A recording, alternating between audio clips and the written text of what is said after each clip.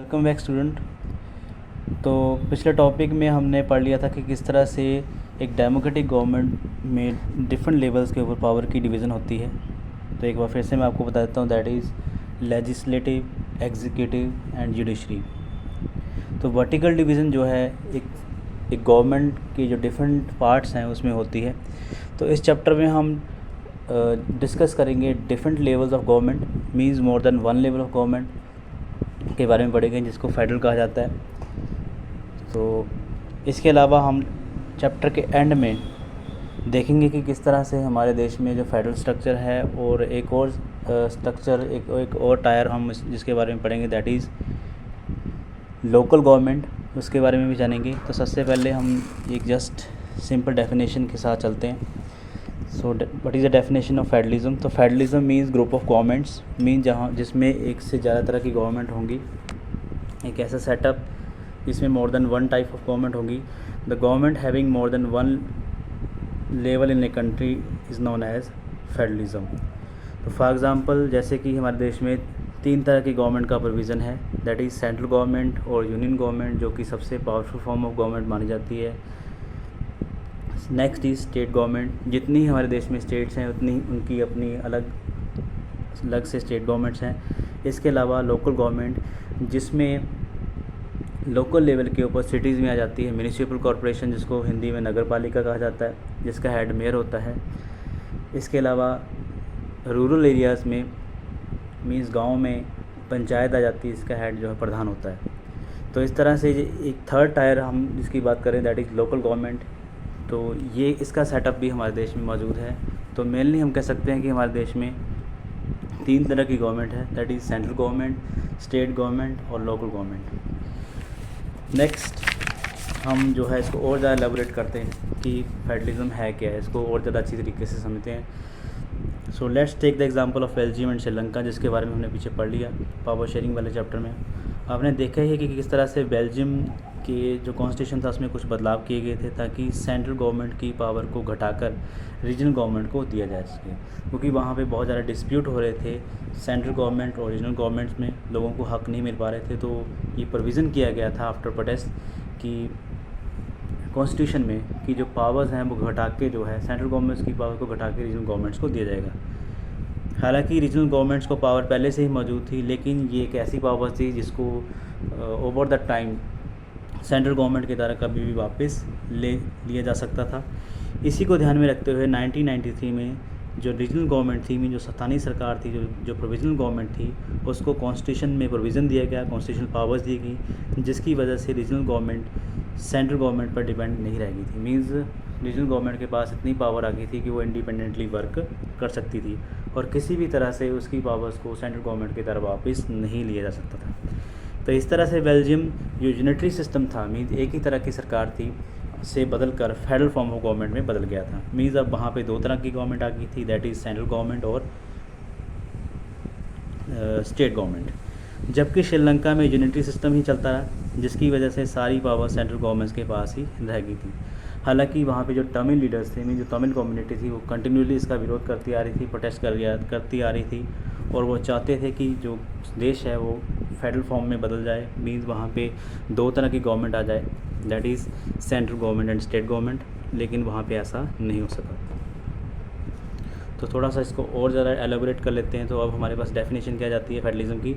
Federalism is a system of government in which the power is divided between A central authority and various constitutional units of the country. Means federal system एक ऐसा setup है जिसमें power का division होता है central authority, mean जो main authority है, और दूसरी उसकी जो कॉन्स्टिट्यूशन यूनिट्स हैं उसके बीच में। तो नेक्स्ट हम इसके लेवल्स पढ़ते हैं। Federalism has 2 levels of government. First, government for the entire country, means एक ऐसी गवर्नमेंट जो कि पूरे देश को कंट्रोल करती है, जैसे कि हमारे देश में सेंट्रल गवर्नमेंट पूरे देश को कंट्रोल करती है। हालांकि इसका भी अपना एक प्रभाव क्षेत्र है, जिसको हम ज्यूरिसडिक्शन कहते हैं, जिसकी डेफिनेशन हम आगे नेक्स्ट पढ़ेंगे। Next is second point, others are government at the levels of provinces और स्टेट्स। मीन्स ऐसी सरकारें जो कि लोकल लेवल के ऊपर होती हैं, स्टेट लेवल के ऊपर होती हैं। तो इस तरह का प्रोविज़न हमारे देश में भी है। फेडरलिज्म में ये दोनों सरकारें इंडिपेंडेंटली अपनी पावर को एक्सरसाइज करती हैं, जबकि यूनिटरी सिस्टम में फेडरलिज्म जो है उसको प्रैक्टिस नहीं किया जाता है। मीन्स ये उसके बिल्कुल उलट है, जिसमें एक ही तरह की सरकार होगी, जो उसकी सब यूनिट्स होंगी, जो मेन गवर्नमेंट है, मीन जो एक ही तरह की गवर्नमेंट है उसके अंतर्गत जो है पावर को एक्सरसाइज करेंगी, मीन्स उसके द्वारा उसको कंट्रोल किया जाएगा। जबकि फेडरल सिस्टम में सेंट्रल गवर्नमेंट किसी भी सिचुएशन में स्टेट या लोकल गवर्नमेंट को ऑर्डर पास नहीं कर सकती है, और ना ही सेंट्रल गवर्नमेंट के प्रति वो रिस्पॉन्सिबल होगी, मीन्स किसी भी तरह से वो उसको जवाबदेह जो है नहीं रहेगी।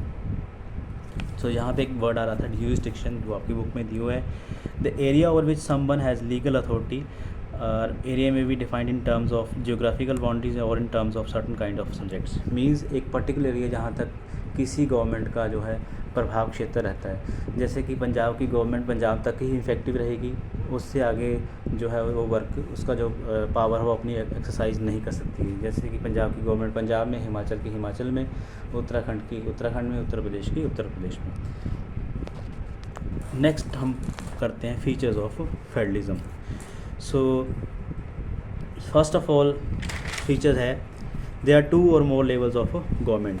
गवर्नमेंट के कितने लेवल हो सकते हैं, तो उस स्ट्रक्चर को ही फेडरल कहा जाएगा, जिसमें 2 तरह की सरकारें होंगी, 2 से ज़्यादा भी हो सकती हैं। जैसे कि हमारे देश में क्या है, 3 तरह का सेटअप है, that is central government, state government and last one is local government. Second point, government के अलग अलग लेवल एक ही तरह के नागरिकों को गवर्न करेंगे, मीन्स एक ही तरह के नागरिकों को उसके ऊपर शासन करेंगे, लेकिन हर एक सरकार का एक अपना ज्यूरिसडिक्शन होगा, एक प्रभाव क्षेत्र होगा, और दूसरा इसमें किसी भी तरह से जो है दखल नहीं देगा। और ये ज्यूरिसडिक्शन लेजिस्लेशन, टैक्सेशन और एडमिनिस्ट्रेशन के फील्ड में होगा। मींस ये सारी चीज़ें जो है वो डिसाइड होती हैं कि किस क्षेत्र तक उसका जो वो टैक्स कलेक्ट कर सकती है, लेजिस्लेट कर सकती है और एडमिनिस्ट्रेशन कर सकती है। थर्ड पॉइंट, ये जो ज्यूरिसडिक्शन है इसको कॉन्स्टिट्यूशन में प्रोविज़न दिया गया है, इसकी वजह से गवर्नमेंट की एग्जिस्टेंस अथॉरिटी की गारंटी जो है हमारा कॉन्स्टिट्यूशन देता है, मींस कोई भी इसको चैलेंज नहीं कर सकता है। फोर्थ पॉइंट, कॉन्स्टिट्यूशन के फंडामेंटल प्रोविज़न को कोई भी एक गवर्नमेंट चेंज नहीं कर सकती है। मींस अगर सेंट्रल गवर्नमेंट चाहे तो अगर चाहे कि वो संविधान चेंज कर दे तो वह ऐसा नहीं कर सकती है। मींस दोनों गवर्नमेंट के प्रोविज़न के बिना, दोनों गवर्नमेंट के कंसेंट के बिना जो कॉन्स्टिट्यूशन के जो फंडामेंटल प्रोविज़न है उसको चेंज नहीं किया जा सकता। फिफ्थ पॉइंट, कोर्ट्स के पास मीन जो जुडिशरी है उसके पास कॉन्स्टिट्यूशन को इंटरप्रेट मीन उसको एक्सप्लेन करने और गवर्नमेंट की पावर को डिफाइन करने का अधिकार है। सुप्रीम कोर्ट एक डिसीजन मेकर की तरह इम्पोर्टेंट रोल प्ले करता है जब भी कोई 2 सरकारों के बीच में डिस्प्यूट होता है। मीन्स अगर मान लीजिए किसी सेंट्रल गवर्नमेंट और स्टेट गवर्नमेंट के बीच में किसी बात को लेकर झगड़ा हो जाता है पावर की एक्सरसाइजिंग में, तो इस डिस्प्यूट को जो है सुप्रीम कोर्ट जो है सुलझाने की कोशिश करता है, और इसके पास ये पावर है कि वो उसको जो है उसके जो झगड़ा है जो उसको सुलझाने में इम्पोर्टेंट रोल प्ले करेगा।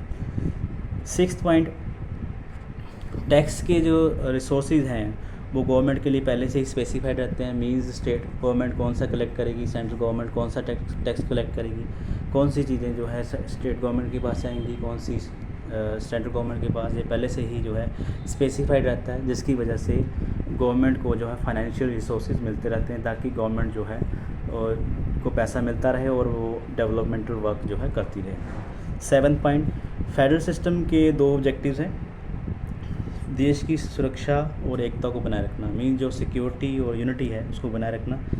इसके अलावा जो रीजनल डाइवर्सिटी है, मीन्स जैसे कि हमारा देश क्या है बहुत ज़्यादा डाइवर्स है, बहुत सारे कल्चर्स हैं, बहुत सारे लैंग्वेजेस हैं, तो वहाँ की डाइवर्सिटी के हिसाब से जो है गवर्नमेंट सेलेक्ट होती है, वहाँ के लोकल लोग ही वहाँ की गवर्नमेंट को फॉर्म करते हैं। तो इस तरह से फेडरल स्ट्रक्चर जो है एक तरह से देश की जो यूनिटी है, जो डाइवर्सिटी है, उसको भी जो है अकोमोडेट करता है, उसको कोऑर्डिनेट करता है।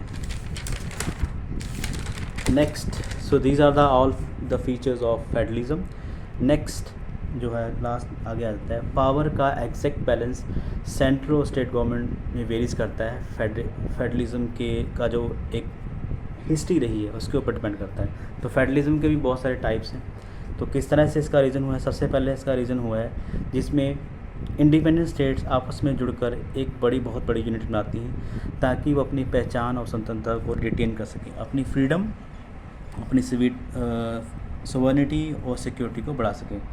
तो इनको कमिंग टुगेदर फेडरेशन कहा जाता है। जैसे कि यूएसए, स्विट्ज़रलैंड और ऑस्ट्रेलिया, ये ऐसे देश थे जिसमें बहुत सारी स्टेट्स कंबाइन होकर जो है फेडरलिज्म उन्होंने बनाया। तो इस सेटअप में स्टेट गवर्नमेंट और जो सेंट्रल गवर्नमेंट हैं दोनों जो है इक्वली पावरफुल होती हैं। सेकंड, जिसमें एक जो पावरफुल जो देश है, मेन जो एक गवर्नमेंट देश है, वो बहुत सारी सब यूनिट्स में डिवाइड हो जाता है, दैट इज़ स्टेट गवर्नमेंट और नेशनल गवर्नमेंट में। इंडिया, स्पेन और Belgium holding together federation, means इस फेडरेशन को होल्डिंग टुगेदर फेडरेशन कहा जाता है, और इंडिया, स्पेन और बेल्जियम जो होल्डिंग टुगेदर फेडरेशन में आते हैं। इस सेटअप में सेंट्रल गवर्नमेंट स्टेट गवर्नमेंट की बजाय ज़्यादा पावरफुल होती है। जैसे कि हमारे देश में सेंट्रल गवर्नमेंट का जो राइट्स हैं वो ज़्यादा हैं बजाय कि स्टेट गवर्नमेंट के। लेकिन इसका मीनिंग ये नहीं है कि स्टेट गवर्नमेंट जो है सेंट्रल गवर्नमेंट के अंडर वर्क करेगी। लेकिन इस सेटअप में सेंट्रल गवर्नमेंट जो है ज़्यादा पावरफुल है बजाय कि स्टेट गवर्नमेंट की। तो इसी के रिगार्डिंग इसको एक्सप्लेन करने के लिए नेक्स्ट हम एक और टॉपिक पढ़ेंगे, जिसमें हम लिस्ट के बारे में पढ़ेंगे, concurrent list, union list, state list. उससे हमें क्लियर हो जाएगा कि किस तरह से सेंट्रल गवर्नमेंट जो है ज़्यादा पावरफुल होती है बजाय कि स्टेट गवर्नमेंट। तो इस टॉपिक में इतना ही। नेक्स्ट मिलते हैं नेक्स्ट टॉपिक के ऊपर।